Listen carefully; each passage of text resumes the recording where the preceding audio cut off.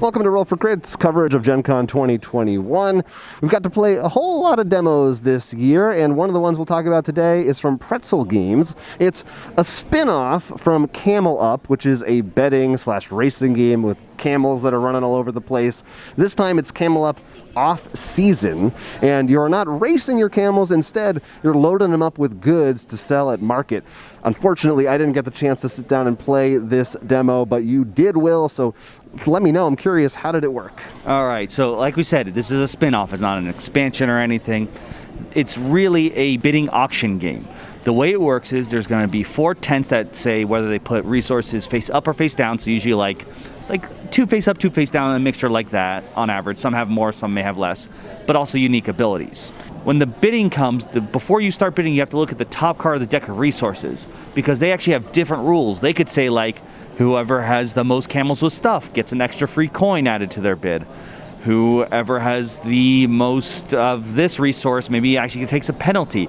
So the bidding rules will change each round. Once you know what the rule is, you're going to do your bidding. Whoever has the highest is the winner. They pay. Everyone else keeps their money. Then you just go clockwise, picking resources. But like I said, each pile has a special ability. So for example, I could have picked a tent that says before you pick, you may take a face-up resource from another pile, which really stinks if anyone wants something in that pile. And then you have to put them on your camel, and this is where things get a little tricky. You have 4 camels. I had to count in my head again. Each one can only hold a certain number of goods, 3, 4, 5, 6. Now, once you place a good on a camel, any goods you have of the same type have to go to that camel as well. So, for example, let's say early on I put a 1 pot on my 3 camel, one of the pots. If I draw 3 face-down cards, maybe through one of the things, and I got 3 more pots, they have to go on there. That's more than 3. I've overburdened the camel, and I lose everything. So those face-down cards, you have to be careful. Yeah, it's good to get a lot, but you can ruin everything. Now, there are 4 main different resources. There are dates, which you pretty much can turn in for a number of points based on numbers. So they have like cards with 2 dates, 3 dates. The food, if I haven't made myself clear. There are rugs or carpets. You're not getting these camels on Tinder or anything like that.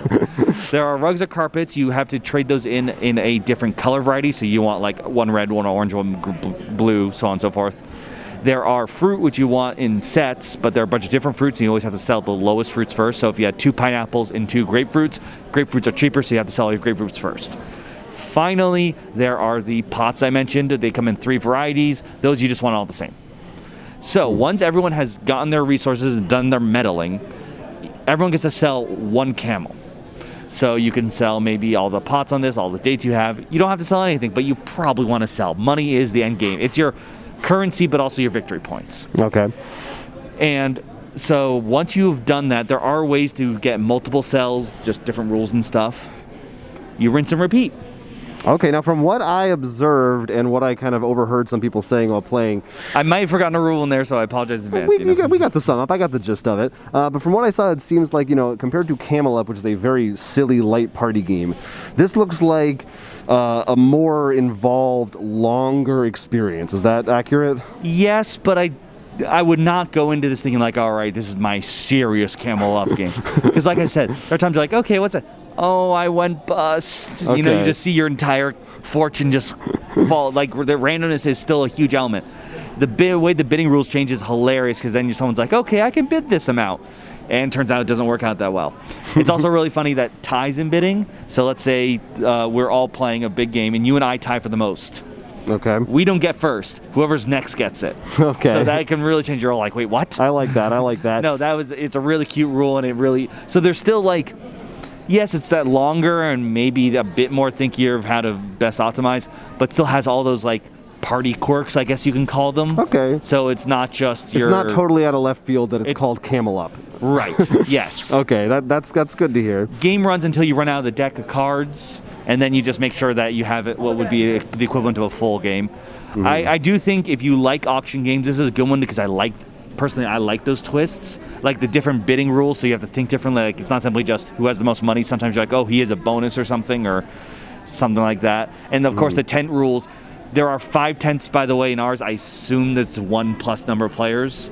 and they have different rules, and they'll flip and change the rules, but the one that's not chosen gets money on it, which we've seen in plenty of games before, Right. make that one more enticing. But what really happens a lot of the time was that like I said, there's some that steal from that. Just turn that last one like there's only one card on it. It just became really funny. It was such a dud. But there are going to be times because everyone manipulates and you're like, I've got that dud or that dud.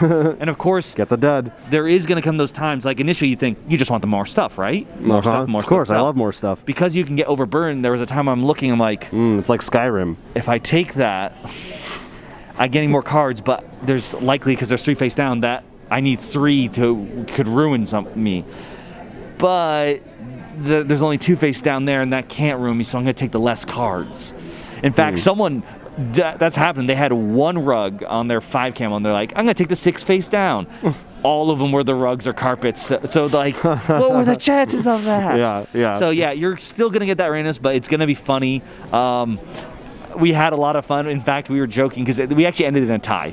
I tied with another player, and we were both like, so does that mean we both lose and the second person highest scoring were? That isn't how it works. It depends on some other rules, which we also did, so we had to share the tie. But overall, I do think it has a lot of fun. If you've played auction games, you just thought it was like boring or like someone just counts the coins. This one is maybe a good one to bring to the table because I think that person will still enjoy it because it's still auctioning, still thinking, and that's to me. But it's got enough of that randomness in there that someone from behind can make a really good swing. Well, I think you sometimes are a person who auction games can be hit or miss for. So for you, this solves some of your issues maybe that you sometimes have? I would definitely, if we're listing all the auction games, this is definitely one I'd lean more towards because I think that randomness is one of those moments where you're just going to be sitting at a table laughing. Cool. Well, Camel Up off-season from Pretzel Games is available here at the show. If you get the chance, if you've tried it out yourself or you just have a question about it or anything else, let us know in the comments down below. You've been watching Roll for Crits coverage of Gen Con 2021. Thank you so much for watching, and thank you to all our patrons on Patreon for supporting us as well. Yeah, we're going to have exclusive coverage of Gen Con at patreon.com/rollforcrit, or you can find us right here on YouTube at our podcast. All that stuff is at rollforcrit.com/GenCon. You don't want to miss it.